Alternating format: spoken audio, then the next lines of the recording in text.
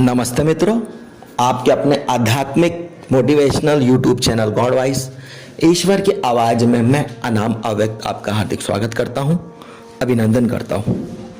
मित्रों, आज हम बात कर रहे हैं कि ओशो वरदान है या अभिशाप है, ओशो भगवान है या शैतान है। एक मित्र ने मुझसे पूछा है कि ओशो भगवान है या शैतान है, ओशो वरदान है या अभिशाप है। तो मैंने उनसे कहा कि ओशो भगवान और शैतान दोनों एक साथ है, ओशो वरदान और अभिशाप दोनों एक साथ है। ये आपके ऊपर निर्भर करता है कि आप उन्हें किस रूप में लेते हैं।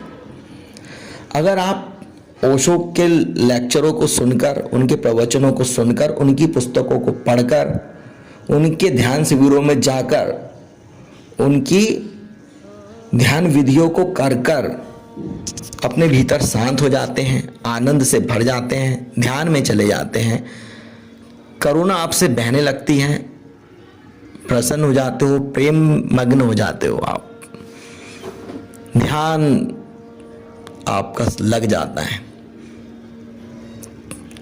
विवेक जग जाता है,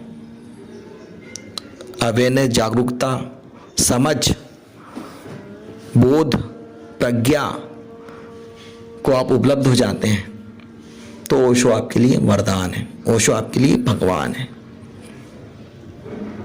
मगर अगर आपने ओशो को पढ़ा, कोरा पढ़ा, साधना विधियां केवल कोरी कर रहे हैं, ओशो को कट्टरवादी बना दिया है, ओशो के कट्टर अनुयायी बन गए हैं, दूसरे गुरुओं की निंदा करने में लग गए हैं, ओशो के ध्यान शिविरों को ही अहंकार बना लिया है, पुस्तकें पढ़ने को ही, लेक्चर सुनने को ही अगर अहंकार बना लिया है, भीतर काम, क्रोध, लोभ, मोह, अहंकार, साम दाम, दंड भेद, छल कपट, धोखा, मक्कारी, ईर्षा, द्वेष, भय, नकारात्मकता, भय, मूर्छा, पाखंड, चेतना का अधोगमन, आलस और प्रमाद सब कूट कूट कर ही भरे हुए हैं, तब ओशो आपके लिए शैतान है, ओशो ही आपके लिए अभिशाप है। तो इसमें ओशो की गलती नहीं है, इसमें आपकी गलती कि आप उन्हें किस रूप में ले रहे हैं। मैं एक परिचित को जानता हूं जिसने एक होटल खोली, वो ओशो अनुयायी समझता है अपने आप को।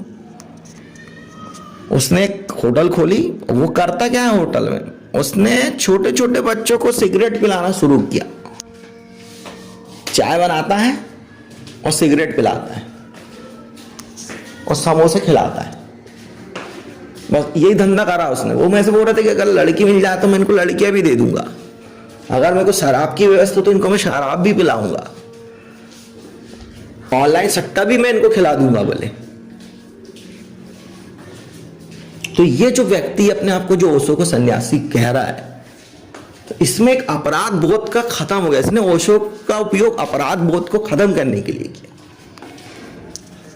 जो समाज हमारे में एक अपराध बोध लाता है कि काम बुरा है, काम, क्रोध, लोभ, मोह, अहंकार को जो समाज बुरा मानता है, तो ओशो ने इस अपराध बोध को खत्म कर दिया था। जैसे सेक्स जो समाज में उसको गलत माना जाता, तो ओशो ने उसको छूट दे दी थी ताकि आप अपराध बोध से मुक्त हो जाए, तो दमित वासना ना रखे। मगर उन्मुक्त वासना के लिए नहीं बोला था, इसलिए आप ओशो सन्यासियों को बिल्कुल कामुक प्रवृत्ति का ही पाओगे। अधिकतर, सबकी बात नहीं कर रहा हूं, अधिकतर कम से कम 90% तो कामुक प्रवृत्ति के मिलेंगे। आप ओशो सन्यासियों को घर में बुलाने लायक नहीं पाओगे कि ये घर में बुलाने लायक नहीं है। ये बिल्कुल मैं खुद का अनुभव बतला रहा हूं। आप एक नंबर के लंपट, कामी, क्रोधी, लालची, अहंकारी मिलेंगे ओशो सन्यासी आपको। एक व्यक्ति को मैं जानता हूं जो 1975 में ओशो से दीक्षित थे।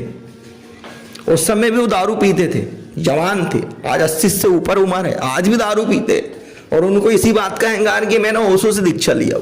एक बार मैंने उनसे बोला कि भाई ओशो ने आपको इसलिए दीक्षा थोड़ी दी थी कि तुम दारू पीते हो, जिंदगी भर दारू पीते रहोगे, तो इसलिए तुमको दीक्षित कर दिया। उन्होंने कोई महान कार्य तो तुम कर नहीं रहे, तो उन्होंने तो आपकी उस समय की स्थिति देखकर दिए थे दीक्षा कि भाई ये परमात्मा की शराब पीगा, ध्यान करेगा तो इसकी शराब छूट जाएगी। मगर तुमने ना ध्यान करे ना परमात्मा की शराब पी, और अपने आप को तुम अभी भी ओशो के सन्यासी कह रहे हो। शिविरों में भी जाता तो दारू पी के जाता है वो। तो ये जो लोग हैं ये ओशो के नाम पर कलंक है, इन्होंने ओशो का नाम बदनाम किया है। इन लोगों को देखकर मुझे समझ में आया कि गोरखनाथ से गोरख धंधा शब्द कैसे बना, और बुद्ध से बुद्धू शब्द कैसे बना, और महावीर को देखकर नंगा लुच्चा शब्द कैसे बना। ये इन्हीं लोगों के जैसे जो लोग थे, जैसे गोरखनाथ जी ने जिस लेवल पर आसन प्राणायाम और व्यायाम को करने की मेथड बदलाई थी, तो उनके बाद में उनके अनुयायी उसको सर्कस बना लिया, कर्तव्य बना लिया। तो जो योगासन गोरखनाथ जी ने बतलाए थे, उनके जो साधक थे, उनके बाद पिछली जो बाद में जो आए, उनने भय और लोभ, लोगों को भय दिखाकर और अपने लोभ से उनसे पैसा ऐंठना शुरू करा था, इसलिए गोरख धंधा शब्द बन गया, ये गोरख धंधा कर रहा है। इसी प्रकार जो बुद्ध के अनुयायियों से बुद्धू शब्द बना है, क्योंकि बुद्ध ने जिस हाई लेवल की चेतना पर स्थित होकर आनापान सती योग और विपस्सना करने के लिए बतलाया था, तो उनके जो बाद के अनुयायी थे उस लेवल पे उन्होंने करा ही नहीं। भारत से बौद्ध धर्म इसलिए विलुप्त नहीं हो गया कि भारतीयों ने उनको मार मार के भगा दिया था, क्योंकि योग्य बौद्ध अनुयायी नहीं बचे थे। जो बुद्ध का जो सही अनुयायी था ना, जिस चेतना पे बुद्ध स्थित थे, उस चेतना के अनुयायी भारत में नहीं बचे थे, और जो बचे थे वो पाखंडी टाइप के बच गए थे, इसलिए उनको बुद्धू बुद्धू बोलने लगे थे, क्योंकि उनको आत्म अनुभूति हुई नहीं, आंख बंद करके केवल बैठे आते थे। इसलिए भारत से बौद्ध धर्म विलुप्त हो गया, क्योंकि उस ज्ञान को कोई संभालने वाला नहीं बचा।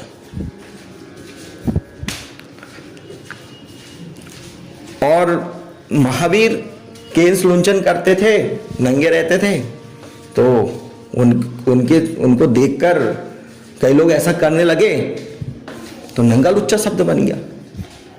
बिना महावीर की चेतना को भीतर से जाने हुए वैसा जो व्यक्ति कर रहा था, तो उससे नंगा लुच्चा शब्द बना।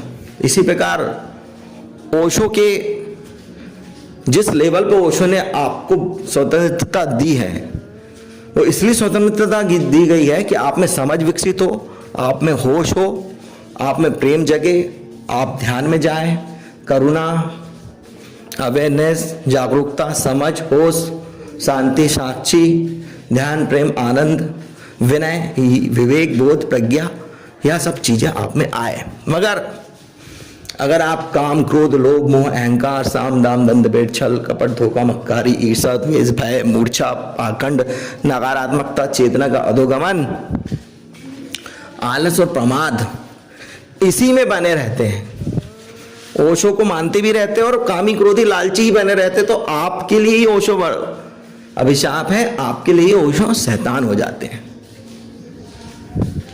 तो अंत में मैं यह कहूंगा कि ओशो की साधना विधियों को करिए, ओशो की पुस्तकें पढ़िए, ओशो का प्रवचन सुनिए, ओशो के ध्यान शिविरों में भी जाइए, मगर साथ साथ यह भी देखिए कि हम भीतर से कैसे शांत हो रहे हैं, कैसे आनंद में जा रहे हैं, कैसे ध्यान सध रहा है, कैसे हम सरल हो रहे हैं, कैसे हमें बोध, अवेयरनेस, जागरूकता, होश, समझ विकसित हो रही है।